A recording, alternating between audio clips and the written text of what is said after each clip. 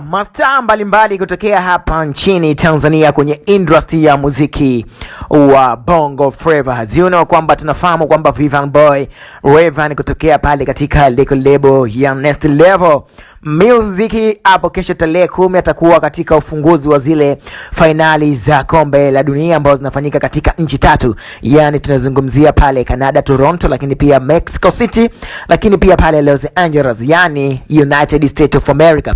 Sasa baada tu ya Rayvanny kuweza kudhibitisha ya kwamba ni miongoni mwa wasanii ambao watakuwepo katika sherehe hizo kutokea hapa Tanzania.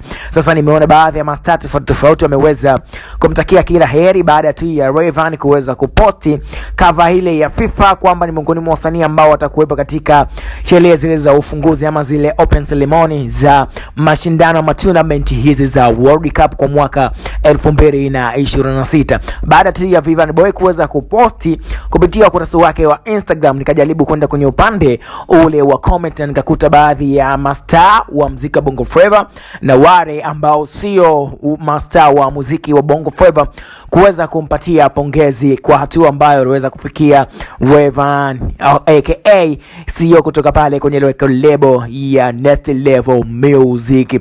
Sasa shangwe kubwa ni kesho pale tarehe 10 katika nchi ya Mexico, ambapo ndio kutakuwa kuna ufunguzi kati ya wenyeji Mexico pamoja na ndugu zetu kutokea pale bondeni ACA. Hapa tunazungumzia South Africa, ndio watakuwa timu ambazo zitaanza kufungua michuano hii ya kombe la dunia kwa mwaka 2026.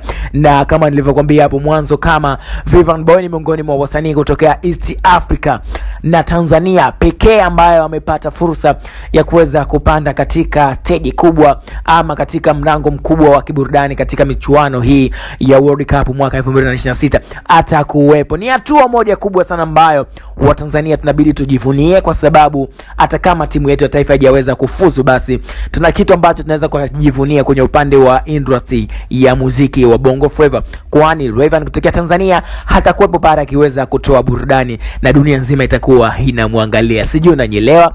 Okay, subscribe katika YouTube channel yetu kama Film Online ili wa kwanza kupata taarifa zote muhimu za kiburudani kutokea hapa katika channel yetu ya Film Online. Lakini pia comment yako. Until next time.